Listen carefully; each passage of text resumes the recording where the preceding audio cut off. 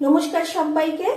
আমি এসে গেছি আমার আজকের জলখাবারের টুকিটাকি নিয়ে। আমি এটা তোমাদেরকে দেখাচ্ছি। দেখো, আমি কালকে রাত্রে মটরটা ভিজিয়ে রেখেছি। হ্যাঁ, মটরটা ভিজিয়ে রেখেছি এই কারণে, মটর তো সঙ্গে সঙ্গে ভিজিয়ে করতে পারবো না, যার জন্য মটরটাকে আমি ভিজিয়ে রেখেছি। সারা রাত ব্যাপী মটর ভিজেছে।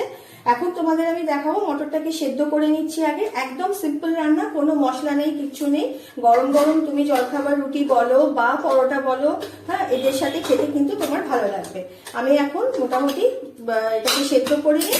4-5টা সিটি লাগবে হয়তো সেদ্ধ করতে গেলে। আমি এটা সেদ্ধ করে চাপিয়ে দিচ্ছি। এই সেদ্ধর মধ্যে, যেহেতু এটা আমি নিরামিষ করব, আমি এখানে কোনো পেঁয়াজ রসুন আদা কিছুই দেব না। তার জন্য কি করছি, আমি এর মধ্যে মটরগুলো দিয়ে একটু হিং দিয়ে নেবো। হিংটা যারা ধরো তোমরা ওষুধ খাও, তাদের যাদের হিং খাওয়া বারণ, তারা দিও না। যারা খাবে না মনে করবে, তারা কিন্তু হিং দিয়ে নিও একটু, তা না হলে ভালো লাগবে না। এটা একদম নিরামিষ তো, মশলা তো পড়বে না, সেই জন্য বলছি। এই আমার হলো। জল দিয়ে দিই, দাঁড়াও, আমি জল দিচ্ছি।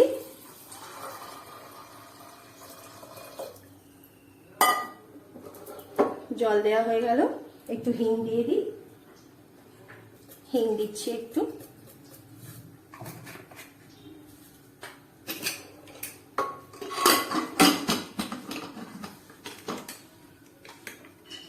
একটু দরকার হলে নুনও দিতে পারো, আমি যদিও বা দিলাম না, তোমরা একটু নুন দিয়ে নিও।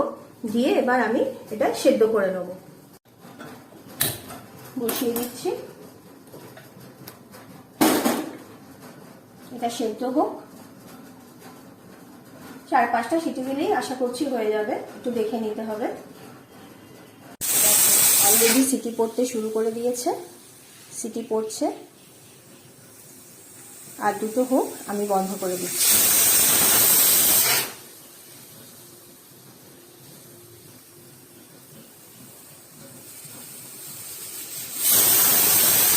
বন্ধ করে দিলাম আমি।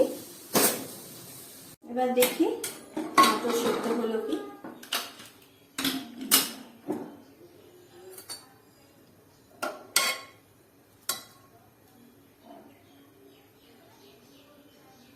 হয়ে গেছে। এটা একটু রেখে দিই চাপা দিয়ে, তাতে আর একটু বেশি হয়ে যায় যাতে। দেখো, আমি ঘুগনিটার জন্য টমেটো কেটে নিচ্ছি।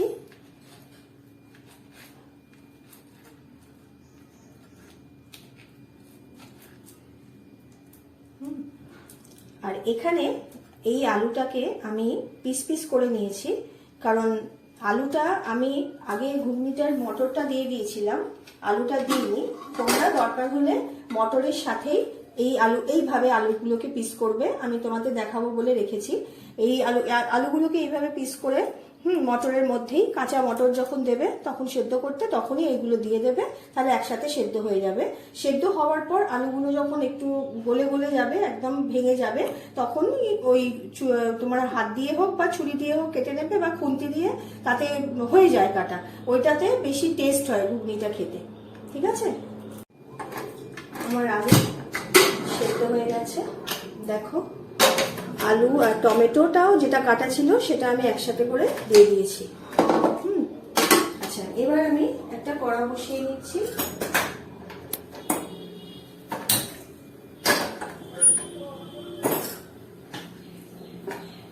কড়ার মধ্যে এবার যেটা করবে সেটা হলো, তুমি এই যে মটরগুলো আমি সেদ্ধ করে রেখেছি, মটর দেখো সেদ্ধ হয়ে গেছে খুব ভালো করে, হাত দিলেই একদম ভেঙে যাচ্ছে। এই মটরগুলো কিছু না দিয়ে শুধু দিয়ে দাও। আলুটাও দিয়ে দাও।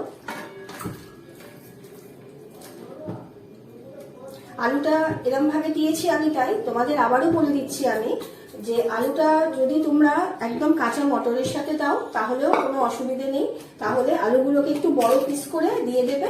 যদি মনে হয় যে আলুগুলো বড় আছে সেদ্ধর পর, তখন এইরকম ভাবে কড়াই দিয়ে সেগুলোকে একটু করে ভেঙে দেবে, তাতে খেতে ভালো লাগবে। আলুগুলো একটুখানি ম্যাশড হয়ে গেলে খেতে ভালো লাগবে। এটা হয়ে গেল। এবার আমি এর মধ্যে একটু হলুদ দিয়ে দিই। এই রান্নাটা কিন্তু কোনো মশলা নেই, যার জন্য আমি তোমাদের দেখাচ্ছি এই জন্যই, যাতে তোমাদের খেতে ভালো লাগে, সুস্বাদু হয়। এবং যারা রুগী থাকে, যদি কেউ বাড়িতে অসুস্থ থাকে বা পেশেন্ট থাকে, তাদের পক্ষেও খেতে পারে এবং সাধারণ মানুষেরাও সবাই খেতে পারবে, কারণ এটার মধ্যে কোনো মশলা পড়বে না, একদমই সেদ্ধ, কোনো অসুবিধে নেই, কোনো মানে ঝাল বলো এ বলো সেরকম কিছু নেই, মারাত্মক কিছু নেই। আচ্ছা, আমি কাঁচা লঙ্কাগুলো কুটে রেখেছিলাম, এগুলোও দিয়ে দিলাম। তোমরা যে যার মতন করে ঝাল যদি একটু তোমরা বেশি খাও তাহলে একটু বেশি লঙ্কা দিও। আমি আগে বলেছিলাম, হয়তো তোমাদের খেয়াল আছে কি জানি না, আমাদের ঝালটা বেশি খাওয়া হয় না, নর্মাল খাই, সেই জন্য আমি বুঝে লঙ্কা দিলাম। আচ্ছা, এবার নুন দিয়ে দিচ্ছি এর মধ্যে, আঁচটাকে জোর করে দিলাম। এবার একটু নুন দিলাম, স্বাদ মতো নুন যে যেরকম খাও দিয়ে দিও।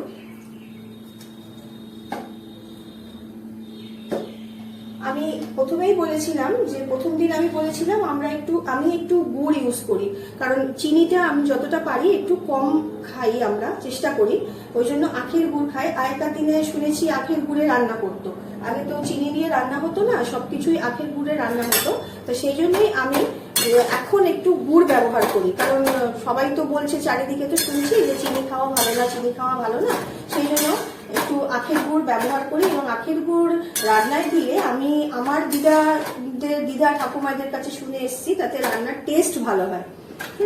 তো এই যে দিয়ে দিলাম, এবার একটু ফুটতে সময় দিই। দেখো ফুটে গেছে আমার এটা। একটু বলি, সেটা হচ্ছে কি, জলটা আমি একটু বেশি দিয়েছি। এই ধরনের জিনিস কিন্তু একটু শুকনো হলে খুব একটা ভালো লাগে না, একটু রসা রসা থাকবে, সেরকম ভাবে নামাতে হবে, ঠিক আছে? আমি জলটা একটু বেশি দিয়েছি, একটুখানি ফুটছে হোক এটা। আর আমি তোমাদের দেখাচ্ছি, এরম যদি কেউ খায় তাহলেও ভালো লাগবে, কোনো অসুবিধে নেই, রুটি পরোটার সাথে ভালো লাগবে, কারণ আমার সবকিছু গলে গেছে, অসুবিধে নেই।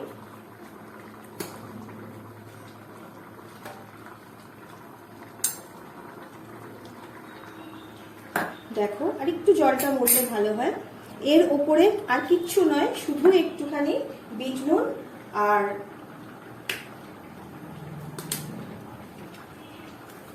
যদি মনে করো কেউ লেবু খাবে তো লেবু দিয়ে নিতে পারো। যদি ধনে পাতা থাকে তাহলেও দিতে পারো, আমার কাছে এখন আপাতত ধনে পাতাটা নেই, সেজন্য তোমাদের দেখাতে পারলাম না। আর একটা কথাও বলি, এই যে আমি কিন্তু এই রান্নাটায় কোনো তেল ইউজ করিনি।